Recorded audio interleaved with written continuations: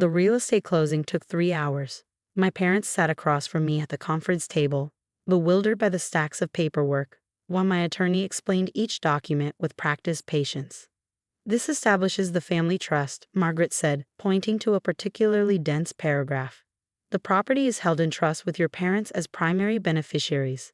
They have the exclusive right to occupy and use the property for their lifetimes. However, legal ownership remains with the trust, which your daughter controls as trustee." Dad squinted at the legal language. "So we can live there, but we don't own it?" "You own the right to live there," Margaret clarified. "Forever, with no rent, no mortgage, no property taxes. Those are all handled by the trust. But the actual deed stays in the trust's name, which protects the property from creditors, liens, or anyone trying to claim it from you." Mom looked at me with tears in her eyes. "This is too much. $900,000. We can't accept this. You already worked 40 years at jobs you hated to raise me and pay for my education," I said quietly. "This is me saying thank you. You deserve to retire somewhere beautiful." The villa was in a gated retirement community in Arizona, desert views, mountain sunsets, 2 bedrooms, 2 bathrooms, a small garden, and a community pool. Everything they'd ever mentioned wanting in their retirement dreams during my childhood. I'd made my money in software development, selling the cybersecurity company I'd built from my apartment to a major tech firm for $38 million when I was 32. After taxes and paying off investors, I'd walked away with enough to never work again if I was careful. I chose to keep working, consulting and investing because I liked the challenge. But I also chose to take care of the people who'd taken care of me. My sister Vanessa had a different approach to family obligation. She called twice during the closing, both times asking when I'd be wiring her share of the gift money. I declined both calls. Vanessa was 5 years older than me, married to a perpetually unemployed man named Kyle, with 3 kids under 10. She'd spent her 20s bouncing between retail jobs and her 30s bouncing between multi-level marketing schemes that never quite delivered the promised income. She viewed my success as a family asset that should be distributed equally, despite having contributed nothing to its creation. The housewarming party was scheduled for Saturday afternoon, 2 weeks after my parents moved in. I'd hired caterers, invited their friends from their old neighborhood, and arranged for a small band. My parents deserved a celebration. I flew in Friday night and stayed at a hotel near their community. When I arrived at the villa Saturday morning to help set up, something felt wrong immediately. There were children's bikes on the front porch. Toys were scattered across the small garden my mother had been excitedly planning. A minivan sat in the driveway that wasn't my parents' car. I used my key to open the front door. The living room had been transformed. My parents' carefully arranged furniture was shoved against the walls. Air mattresses covered the floor. Children's clothing was piled on every surface. The kitchen was a disaster, dishes stacked in the sink, food left out on the counters, the refrigerator door hanging open. I found my parents in the smaller bedroom, the one that was supposed to be the guest room. They'd been moved out of the master bedroom. Dad was sitting on the edge of a bare mattress, looking defeated. Mom was folding clothes with shaking hands, tears running down her face. "What happened?" I asked, though I already knew. "Vanessa showed up Wednesday," Dad said quietly. "Said Kyle lost another job. Said they were getting evicted. Said they just needed to stay for a few days until they figured things out. And you let them?" "She's our daughter," Mom said, her voice breaking. "What were we supposed to do? Let our grandchildren be homeless?" I walked through the rest of the house. Vanessa and Kyle had taken over the master bedroom, their belongings spread across every surface. The children had claimed the second bathroom entirely, their toys floating in the bathtub. The garage was full of boxes and furniture, apparently everything from their apartment. Vanessa emerged from the master bedroom in pajamas at 11 in the morning, looking annoyed at being woken up. "Oh, you're here. Good. We need to talk about increasing the food budget. 3 kids eat a lot, and Mom keeps buying the cheap stuff." "Get out," I said calmly. She laughed. "Excuse me?" "Pack your things and leave. This house is for Mom and Dad's retirement, not for you to move your family into." "This is a family house," Vanessa said, her voice rising. "Mom and Dad have way more space than they need. They can share with family. That's what family does." "They're not sharing. You're taking over. They're sleeping in the guest room. Because the master has better closet space for our family's stuff. They don't need that much room. They're old. They don't have anything." Kyle appeared behind her, scratching his stomach through a stained t-shirt. What's going on? My sister thinks she can kick us out, Vanessa said, like she owns the place. I do own the place, I said quietly. It's held in a family trust that I control. Mom and Dad have lifetime occupancy rights. You have no rights to this property whatsoever. Vanessa's eyes narrowed. You gave this house to them. It's their house. They can let us stay if they want. Actually, they can't. The trust documents specify that only the named beneficiaries can occupy the property. Anyone else constitutes a violation of the trust terms and can result in removal by legal means. This was absolutely true. Margaret had written the trust carefully, specifically to prevent situations like this. I'd seen my sister's patterns for years. I knew she'd try something eventually. You can't just throw us out, Kyle said. We have kids. You make your nieces and nephew homeless? You made yourselves homeless by getting evicted from your apartment. That's not my responsibility, or my parents' responsibility. We're family, Vanessa insisted. This is what you do for family, or are you too rich now to care about anyone else? I looked past them to where my parents stood in the hallway, Dad's hand on Mom's shoulder. They looked exhausted and scared, afraid to upset anyone, caught between their children. Mom, Dad, do you want Vanessa living here? I asked directly. They were silent. The answer was obvious, but they couldn't say it out loud. Get your stuff and leave, old people, Vanessa announced, turning to our parents with sudden venom. If my sister wants to be cruel, then fine. This house should go to the family members who actually need it. You two can go back to your old apartment. You don't need all this space anyway. Mom's face crumpled. Dad's jaw tightened, but he said nothing. Start packing, Vanessa continued. We're staying, you're leaving. That's how this is going to work. And incredibly, Dad started moving toward the bedroom. Decades of avoiding conflict, of keeping the peace, of accommodating his difficult older daughter, had trained him to comply even with something this outrageous. Dad, stop, I said. You're not going anywhere. But he kept moving, pulling the suitcase from the closet with trembling hands. I stepped out onto the front porch and made 2 phone calls. The first was to Margaret, my attorney. I need you at the Arizona property immediately. Yes, today. Bring whatever you need for an emergency trust violation and trespassing situation. The second was to the non-emergency police line. I need to report a trespassing situation at a property I own. The individuals were asked to leave and refused. They're also currently threatening and coercing elderly residents. Yes, I can wait for officers to arrive. Margaret arrived first, pulling up in a rental car 45 minutes later with her paralegal assistant. She was a 60-year-old woman who'd built her career on estate law and protecting vulnerable clients. She'd dealt with family property disputes for decades. Nothing surprised her anymore. Show me the situation, she said crisply. I walked her through the house. She photographed everything with her phone, the displacement of my parents, the takeover of the master bedroom, the children's belongings everywhere. She interviewed my parents quietly, documenting their statements about being threatened and told to leave. When the police arrived, 2 officers in their late 30s, Margaret met them at the door with printed copies of the trust documents, the deed, and her bar credentials. I'm the attorney who created this family trust, she explained. The property is held in trust for the benefit of these 2 individuals. She gestured to my parents. These other individuals, she said, pointing toward Vanessa's family, have no legal right to occupy the property. They've been asked to leave and refused. They have also threatened the legal occupants, constituting both trespassing and potential elder abuse. The officers reviewed the documents. One of them, an older man with sergeant stripes, looked up at Vanessa. Ma'am, is this your property? It's my parents' property, Vanessa said. Actually, it's held in trust, the sergeant said. Your parents have occupancy rights. You don't. The trustee, your sister, is asking you to leave. That's a legal eviction notice. You need to vacate the property. We have kids, Vanessa protested. You can't throw kids out on the street. You have 2 hours to gather your belongings and leave, the sergeant said. If you're not gone by then, you'll be charged with criminal trespassing. If you need help finding emergency housing, I can provide resources for families in crisis. Kyle finally spoke up. This is ridiculous. We're family. This is property law, the sergeant said. Family doesn't override legal ownership. You're trespassing. Leave voluntarily or be arrested. Your choice. Margaret turned to me.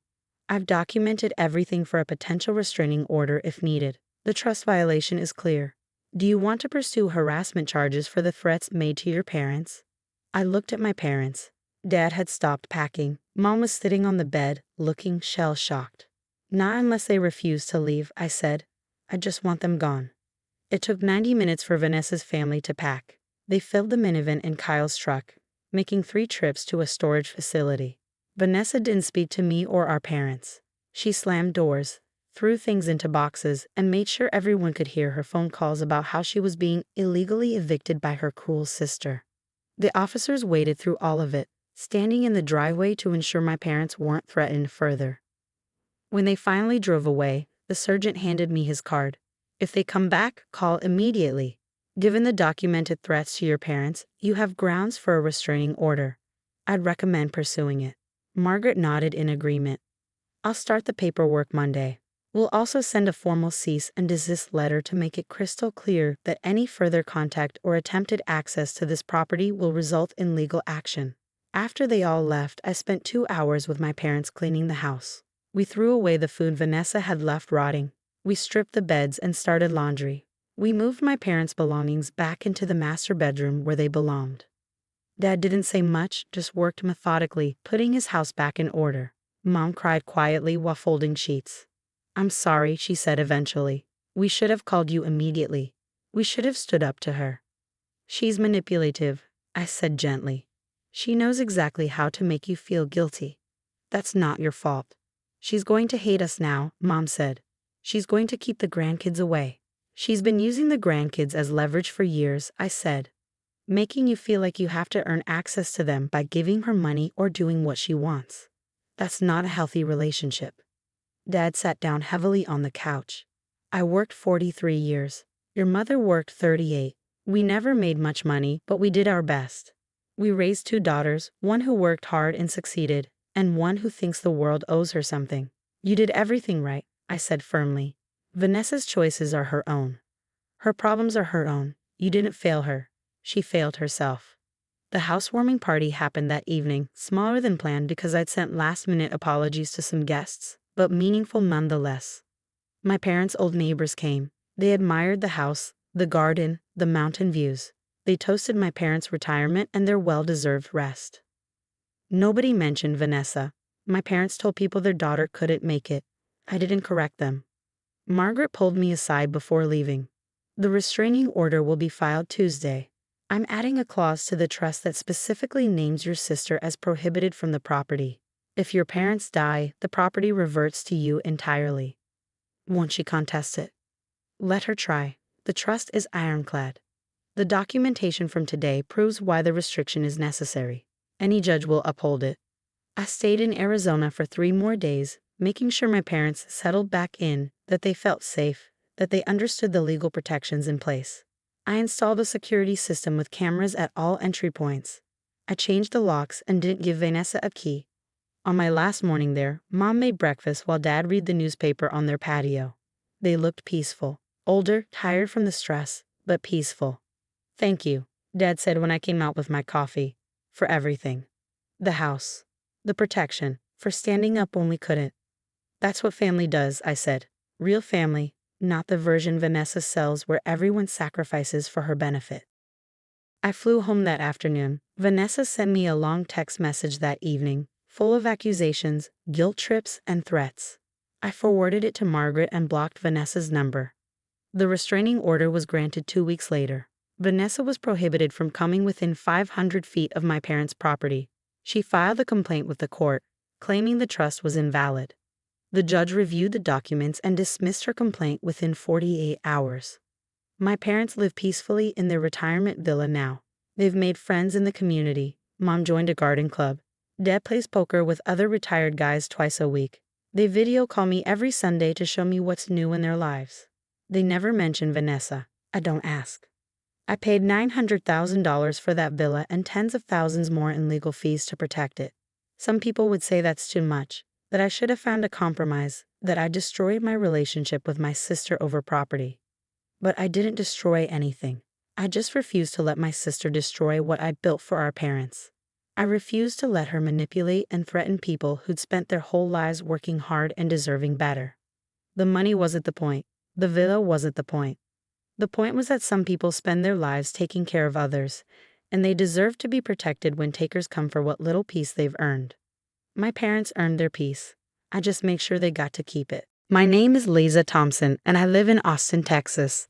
At 20 years old, I thought I had it all figured out. I had fallen in love with Cody, a charming and soft-spoken man who promised me the world. We met at a small cafe downtown, where he swept me off my feet with his goofy smile and quiet confidence. I was young, in love, and eager to start a new chapter of my life, one I believed would be filled with happiness and dreams coming true. But reality, as I would come to learn, had other plans. Sophia, Cody's mother, didn't even try to hide her disdain for me from the moment we met. She was the type of woman who exuded authority, with her perfectly coiffed hair and icy demeanor that could make anyone feel small. To her, I was never good enough, not smart enough, not wealthy enough, and certainly not the daughter-in-law she envisioned for her precious son. She called me that girl with a sneer that made my stomach churn. In the early days of our marriage, I tried to win her over. I baked cookies for family dinners, offered to help around her house, and even endured her sharp criticisms with a smile. But no matter what I did, it was never enough. Sophia was determined to make me feel unwelcome, like I was an intruder in her perfectly curated world. Cody, my husband, stood by silently through it all. When I confided in him about how Sophia's words stung, he would shrug and say, "That's just how she is. Don't take it personally." It was as if he didn't see, or refused to see, how her constant barbs chipped away at my confidence and made me question my place in his life. Worse, he seemed to prioritize her needs above mine, insisting that I give her $1,000 every month because, as he put it, Mom has done so much for us. To him, it wasn't a big deal. To me, it felt like I was being used as an ATM, with no regard for how I felt or the sacrifices I had to make. I worked long hours to contribute to our finances, only to see a chunk of it handed over to a woman who openly hated me. Sophie would smirk as she accepted the money, as if it were proof of her power over me. Every month, as I handed over that check, a part of me felt smaller. I wanted to believe that things would get better, that Cody would one day stand up for me, or that Sophia would soften. But deep down, I knew I was fighting a losing battle. It happened the day I made a decision I thought was right, one that reflected the values my parents had instilled in me. My brother Ethan had always been my rock. Even with his disability limiting his ability to work, he never complained, never asked for anything more than what life gave him. When I received my modest inheritance after my father passed, I knew exactly what I wanted to do with it. Ethan needed help, his medical bills were piling up, and his home needed repairs to make it accessible. I couldn't stand by and watch him struggle while I had the means to make his life just a little easier. Without hesitation, I transferred the entire amount to him. It felt good, right even, to know I was doing something meaningful for someone I loved so deeply. But Cody and Sophia didn't see it that way. I remember the moment Cody found out. He came home early, his face red with anger as he waved a printed bank statement in my face. "You gave your inheritance to Ethan," he yelled, his voice echoing through the small living room. Without even talking to me, I tried to explain, to make him understand why I had done it. "It was my money, Cody. Ethan needed it more than we did, and—" "You mean Mom needed it more," he interrupted, his voice cold. "You've been giving her money every month, and now this. What about us, Liza? What about our future?" Before I could respond, Sophia burst through the door, her presence as overbearing as ever. "I knew you were selfish, but this is betrayal, Liza," she spat, her voice dripping with venom. "You don't deserve to be part of this family if you can't even support it." The words stung, but what hurt more was the way Cody stood there, silently agreeing with her. He didn't defend me, didn't even try to hear me out. It was as if all the love he once claimed to have for me vanished in an instant. Sophia didn't waste time. She demanded I leave, saying I had no place in their family anymore. Cody didn't stop her. He simply handed me a suitcase and told me it would be best if I went. That night, I sat on a park bench with everything I owned stuffed into a single bag, tears streaming down my face. I felt betrayed, abandoned, and utterly alone. But even in my despair, I didn't regret my decision. Ethan needed me, and I had done what I believed was right. If Cody and Sophia couldn't see that, then maybe I didn't belong in their family after all. It had been 5 years since that night, 5 long years of building a life from nothing. I had moved to Seattle, started my own small business designing custom home decor, and found a circle of friends who felt more like family than Cody or Sophia ever had. For the first time in my life, I felt free to be myself, to make decisions without fear of judgment or manipulation. Then Cody called. I almost didn't answer when I saw his name flash on my screen. I hadn't heard from him since the day I left, and I didn't want to revisit the pain he had caused. But curiosity got the better of me. What could he possibly want after all this time? "Liza," he said, his voice strained and desperate. "I need your help." My stomach tightened as he began to explain. Sophia had suffered a stroke and was now paralyzed, requiring constant care. Cody had lost his job, drained his savings, and was drowning in debt trying to cover her medical expenses. He needed money, and fast. "I don't know what to do," he said, his voice breaking. "You're the only person I can turn to." Anger and guilt crashed over me in waves. Part of me wanted to yell, to remind him of how they had treated me like an outsider, like I was nothing. But another part of me, the part that had always been too soft, too willing to forgive, felt a pang of sympathy. "She's your mother, Cody," I said, my voice trembling. "You and she made it clear I wasn't part of your family. Why should I help now?" He sighed heavily, then said the words I had dreaded hearing. "Because you're a good person, Liza. Better than me. Better than her. I know what we did was wrong, but you've always had such a big heart. Please, for her sake, if not for mine." His words sliced through me like a blade. I hated how he twisted my kindness, using it like a weapon against me. Memories of Sophia's smirking face, of Cody's silent betrayals, flooded my mind. I could feel the old wounds reopening, threatening to pull me back into the cycle of guilt and obligation. But this time, I wouldn't let them. "No, Cody," I said, my voice firm despite the lump in my throat. "I'm not the same person I was back then. I spent years putting your family's needs above my own, and all it got me was pain. I won't do it again." "You're really going to let her suffer?" he asked, his tone shifting from desperation to accusation. "After everything she's been through." I couldn't help but laugh, a bitter, hollow sound. "After everything she's been through? What about everything I went through, Cody? She hated me from the start, and you let her. You stood by while she treated me like dirt, while she kicked me out of the house I helped build. And now you expect me to save the day. No, I won't do it." The line went silent for a moment, and then he said, "You're selfish, Liza. I can't believe how cold you've become." His words stung, but not in the way he intended. Instead of hurting me, they confirmed what I had already known. Cody hadn't changed. He was still the same man who had let his mother's venomous words drive a wedge between us. "Think what you want, Cody," I said, my voice steady. "I'm done letting you or anyone else make me feel small. I've built a life I'm proud of, a life without your toxicity. I won't jeopardize that for people who never cared about me." When I hung up, I felt a weight lift off my shoulders. For the first time in years, I felt truly free from the guilt, the anger, and the scars of my past. That evening, I sat on the balcony of my small but cozy apartment, a glass of wine in hand and the city lights twinkling below. I wasn't just surviving, I was thriving. Surrounded by friends who loved me, doing work that fulfilled me, I realized that I didn't need their approval or forgiveness to be happy.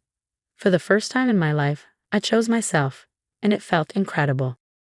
A year had passed since Cody's desperate phone call, and my life couldn't have been more different. Seattle had become my sanctuary, a place where I'd rebuilt not just a life, but a sense of self I hadn't known I'd lost. Gone were the days of living under someone else's shadow or bending to demands that drained me. Now, every decision I made, every step I took was mine alone.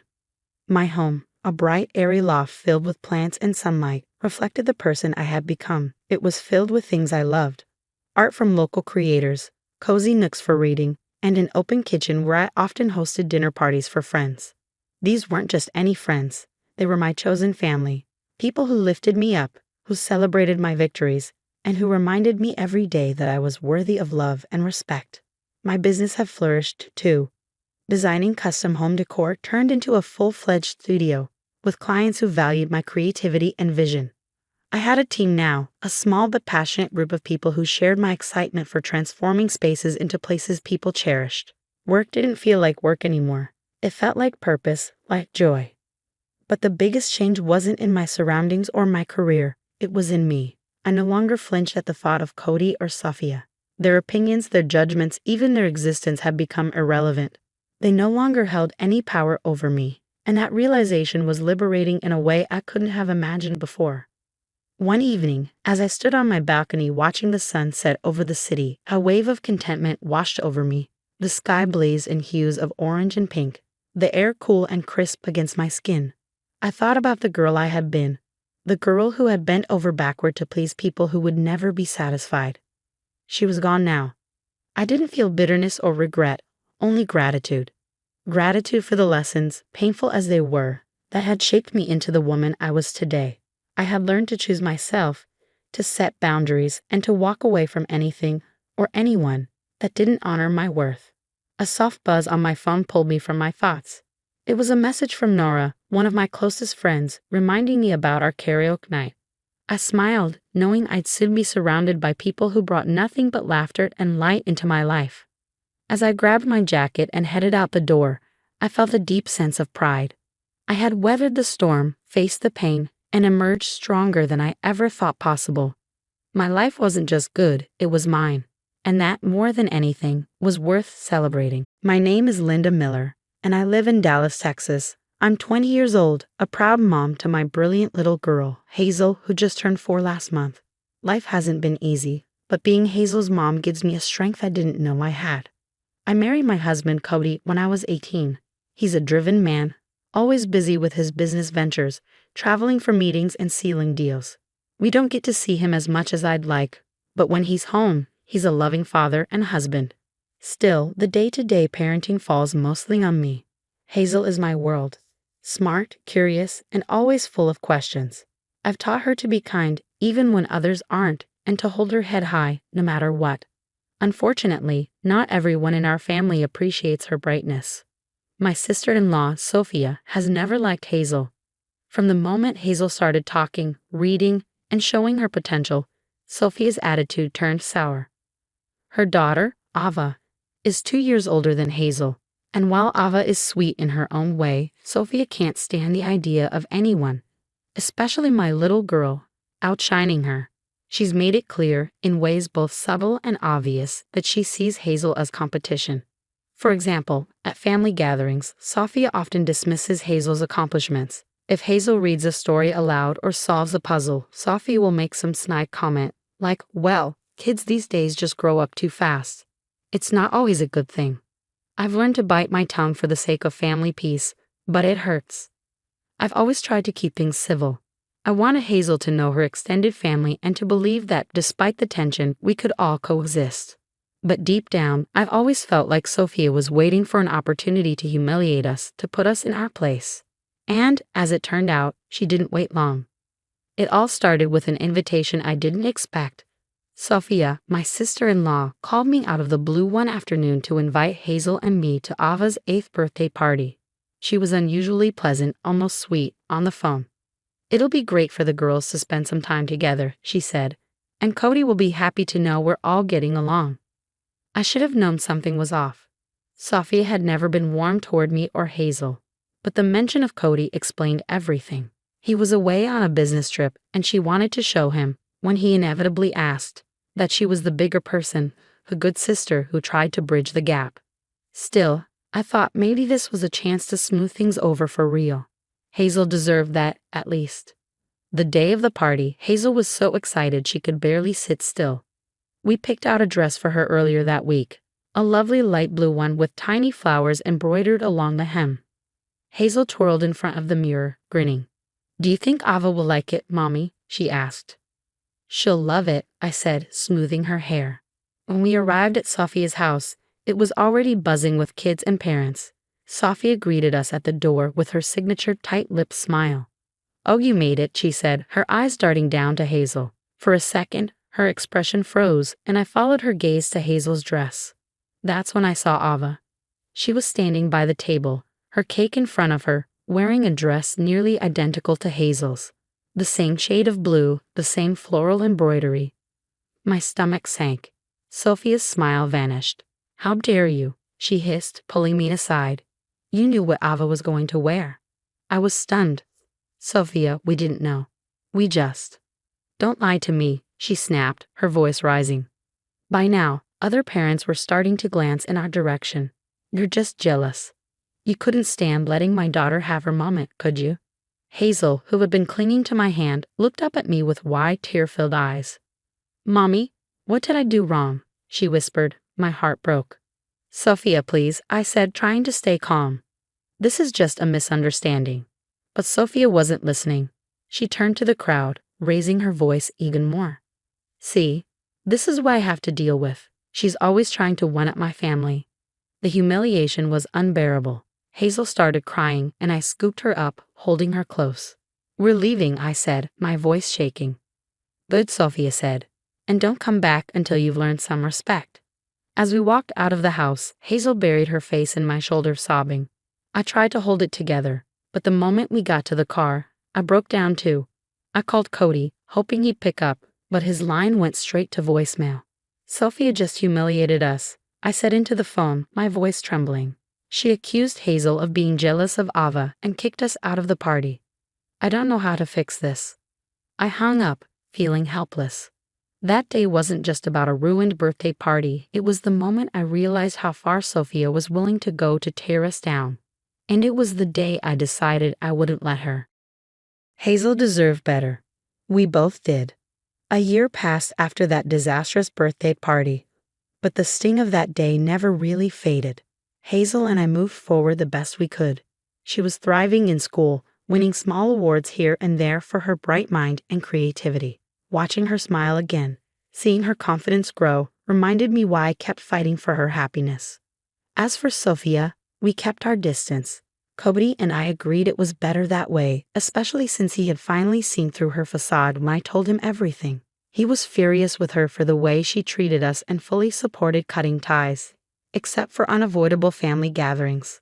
Those occasions were polite but cold. I thought we were finally free of her toxicity until one afternoon when she showed up at our doorstep, looking like a shadow of the proud, arrogant woman she once was.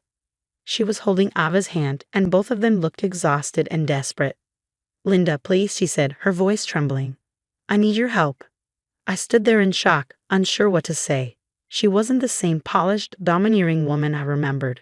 Her clothes were wrinkled, her hair unkempt, and her eyes filled with tears.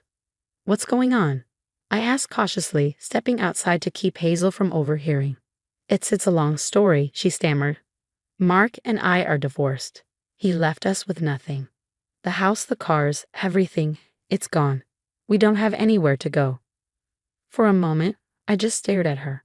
The woman who had humiliated me, accused my daughter of jealousy, and kicked us out in front of a crowd, was now begging for my help. Linda, please, he said again, her voice breaking. We're family. Ava and I just need a place to stay until I can get back on my feet. My mind raced. She was asking me to let her into my home, the same home where Hazel should feel safe and loved. How could I allow someone who had treated us so cruelly to come back into our lives? But then I looked at Ava, who was staring at the ground, clutching a worn-out teddy bear. She looked so small, so scared. A part of me felt for her. None of this was her fault. I took a deep breath.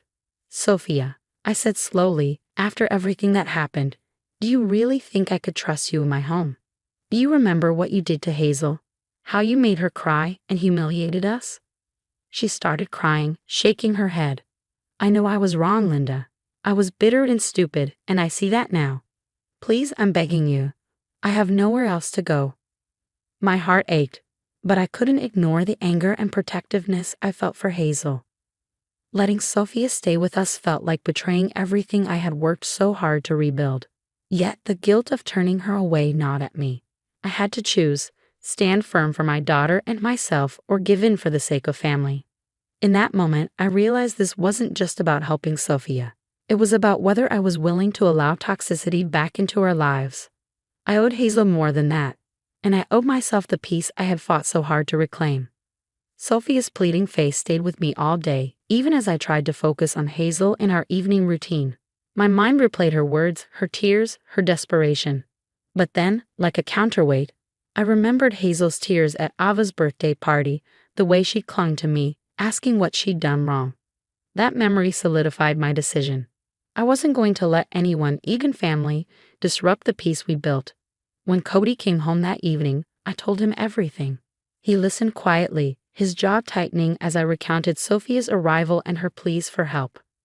"So, what do you want to do?" he asked finally. "I can't let her stay here," I said firmly. "She hurt Hazel too deeply, and I won't let her use us now just because it's convenient." Cody nodded. "I agree. If she disrespected our family once, she'll do it again. We don't owe her anything." The next morning, Sophia showed up again, this time without Ava. I stepped outside to meet her, closing the door behind me. "Linda, I know you're upset," she started, her voice trembling. "But we're family. I'm your sister-in-law. You can't just turn us away." "Sophia," I said, my voice steady but firm, "family doesn't treat each other the way you treated Hazel and me. You didn't just hurt us. You humiliated us, insulted us, and made Hazel cry in front of everyone. And now, because you need something, you want me to forget all that." Her face crumpled, and she dropped her head into her hands. "I was wrong, Linda. I know that now. I've lost everything. Please, just give me a chance." "I have to think about my daughter first," I said. "Hazel is my priority, and I won't let anyone who disrespects her into her safe space. You made your choices, Sophia. Now I'm making mine." She looked up at me, her eyes filled with a mix of anger and despair. "So that's it? You're just going to turn your back on me?" "I'm not turning my back on you," I said. "I'm standing up for my daughter and myself. We've come too far to let toxicity back into our lives." Just then, Cody opened the door and stepped outside. "Linda's right," he said, his voice calm but resolute. "We don't have space for anyone who can't respect our family, especially our little girl." Sophia stared at him, her mouth opening and closing as if she wanted to argue but couldn't find the words. Finally, she turned and walked away, her shoulders slumped in defeat. I watched her go, my heart heavy but certain I'd done the right thing. For the first time, I felt like I truly stood my ground, not just for Hazel, but for myself. And it felt good. After Sophia left, I closed the door and leaned against it, feeling a weight lift from my shoulders. I looked at Cody, who smiled at me, and then at Hazel, who was playing in the living room, oblivious to the tension.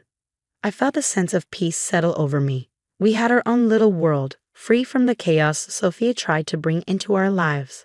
Hazel deserved this. I deserved this. From that moment on, I focused on building the life I wanted, with love, trust, and a sense of purpose.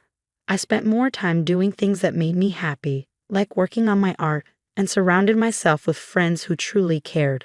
I wasn't going to let toxic people, no matter how close they were, ruin what I had built. As I watched Hazel laugh and play, I felt proud. I had made the right choice. I was free. My name is Linda, and I live in Austin, Texas. I'm 20 years old and married to Matthew, a man I thought I'd spend forever with. We both work at the same finance company downtown. It's a decent job, not glamorous, but I've always been proud of what I do. Coming from a poor background, I've learned to work hard for everything in my life. My childhood was simple: small house, big dreams, and parents who did the best they could with what little we had. Matthew's world, though, couldn't be more different from mine. His family is wealthy, country club memberships, sprawling estates, the kind of lifestyle you only see in movies. From the very first moment I met his mother, Karen, she made it painfully clear she didn't think I belonged. I wasn't good enough for her son. She'd throw these subtle insults my way, wrapped up in fake smiles, and if Matthew noticed, he never said anything.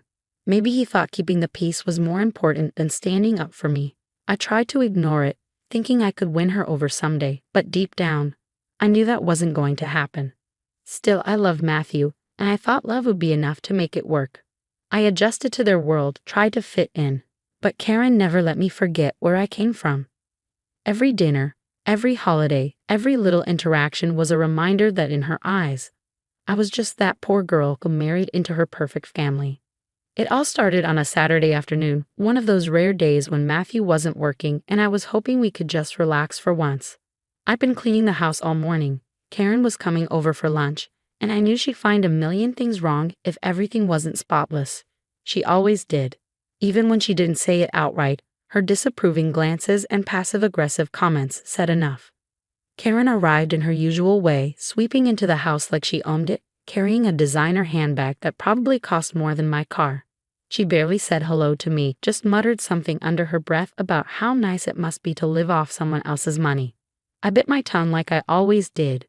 I was used to her jabs by now, but they still stung. The lunch was strained as usual. Karen complained about the food I cooked, too salty, too bland, too everything. Matthew sat there in silence, scrolling through his phone, as if pretending not to hear would make the tension go away. I tried to keep the conversation light, but Karen wasn't having it. She seemed more irritable than usual, her sharp words aimed directly at me like little arrows. After lunch, she said she was going to rest in the guest room. "I need to lie down. I don't feel well," she said dramatically, pressing a hand to her forehead. Matthew, of course, rushed to her side, fussing over her like she was fragile glass. She'd been pulling this act for years, but I stayed quiet. It wasn't worth the fight. An hour later, all hell broke loose. Karen came storming out of the guest room, her face red with anger, clutching an empty bottle of her medication. "Where is it?" she shrieked, glaring at me like I committed some unspeakable crime. I stared at her, confused. "What are you talking about?" "My pills." "Don't play dumb, Linda. I know you threw them out." I froze. "What?" "No, I didn't touch your medication." But she wouldn't hear it. She started yelling louder, making such a scene that even Matthew couldn't ignore it.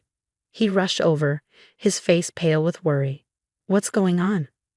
"Your wife," Karen spat the word like it was poison, "threw out my medication. She doesn't want me to get better, Matthew. She's trying to get rid of me." I couldn't believe what I was hearing. "That's not true," I protested. I didn't even go near her things. But Karen wasn't done. She sank onto the couch, clutching her chest like she was about to faint. "You see how she treats me. I've tried so hard to accept her, but this is too much. I won't stand for it." I turned to Matthew, waiting for him to say something, to stand up for me. But instead, he just stood there, looking back and forth between his mother and me like he didn't know who to believe. "Matthew," I said, my voice shaking, "you know I wouldn't do this. You know she's lying." But Karen's crocodile tears won. "She's trying to make me out to be crazy," she wailed. "I can't stay in a house with someone who hates me this much." Matthew's face hardened, and when he finally looked at me, his eyes were cold. "Linda," he said quietly, "maybe you should leave for a while, until things cool down." I felt like the floor had been ripped out from under me. "What? You're kicking me out for something I didn't do?" "Just go," he said, avoiding my eyes. "I'll call you later." I couldn't believe it. After everything I'd put up with, Karen's insults, her manipulation, the constant disrespect, this was how it ended. I grabbed my things, tears streaming down my face, and walked out of the house.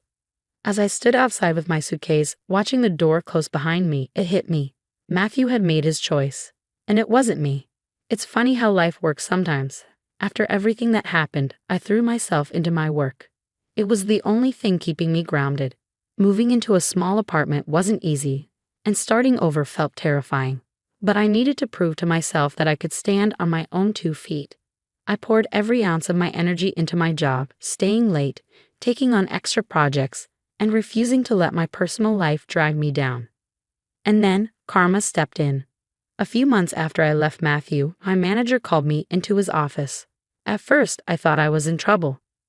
My stomach was in knots as he handed me a folder and said, "Linda, your performance has been exceptional. We've decided to promote you to senior financial analyst." I was stunned. Not only was this a huge step up, but it also meant I was now Matthew's superior. I couldn't help but laugh at the irony. The same man who didn't believe in me, who kicked me out of his life to appease his manipulative mother, now worked under me. The promotion came with a corner office, my first ever. I sat at my new desk one morning, looking out at the city skyline, feeling a sense of pride I hadn't felt in years. I built this. I earned this. For the first time, I wasn't defined by what others thought of me. Then the door to my office creaked open. I looked up and froze. It was Matthew. He looked different. Tired. His suit was slightly wrinkled, and there was a desperation in his eyes I'd never seen before. For a moment, I thought I was imagining it. What could he possibly want? "Linda," he started, his voice low, almost pleading. "Can I talk to you?" I leaned back in my chair, folding my arms. "You're already here. Might as well say what you came to say." He hesitated, closing the door behind him. I made a mistake. I raised an eyebrow, staying silent. He stepped closer, wringing his hands like a child caught in a lie. I was wrong to side with my mom. I didn't see it then, but she manipulated me. I should have defended you, believed you. I was a fool. I stared at him, letting the weight of his words hang in the air. Part of me wanted to laugh, but another part of me was just tired. Linda, I need your help, he continued, his voice breaking. Work has been brutal, and now with you in this position, I thought maybe we could start over. Fix what we had. I blinked at him, incredulous. Start over. Yes, he said quickly, a glimmer of hope in his eyes. I still love you, Linda. I know I messed up, but we can make it work. Please, I need you. I couldn't help it, I laughed. Not a little chuckle, but a full-on from-the-gut laugh. It was like all the pain, all the humiliation, all the betrayal boiled over, and the only thing left to do was laugh. When I finally caught my breath, I stood up, meeting his eyes. Matthew, you don't need me. You need your mother. Why don't you go ask her for help? I'm sure she'd be thrilled to tell you what to do next. Linda, please, he said, his voice cracking. I know I hurt you, but we can fix this. I shook my head. No, Matthew, you hurt me. You kicked me out of our house because your mother lied. You didn't believe me, and you didn't stand up for me when I needed you most. And now, when things aren't going your way, you think you can waltz in here and act like nothing happened? I'm not that naive girl anymore. He opened his mouth to say something, but I held up a hand. Save it. I've moved on. You should too. Start your new life with your mother. Good luck with that, Matthew. And with that, I walked around my desk and opened the door. You can see yourself out. As he left, I sat back down, feeling a weight lift off my shoulders. For the first time, I wasn't the one bending, compromising, or begging to be seen. I was done being the doormat. I had my life back, and no one, not Matthew, not Karen, not anyone, was going to take it away from me again. It wasn't until I walked out of that office, hearing the door click shut behind me, that I realized something profound. I had finally stood up for myself. No more playing the role of the victim. No more silently suffering for the sake of a marriage that was built on manipulation and empty promises. For so long, I'd been afraid of making waves, of losing everything, but now I felt something I hadn't felt in years. Power. Power over my own life. Power over my own decisions. For once, I wasn't asking anyone for validation. I had earned my place, and I wasn't going to let anyone, least of all Matthew, take that from me. The next day, as I walked into the office, I couldn't help but feel a sense of triumph. I had a new role, new responsibilities, and most importantly, new respect for myself. When I saw Matthew sitting at his desk in the same office, a flicker of discomfort crossed my mind.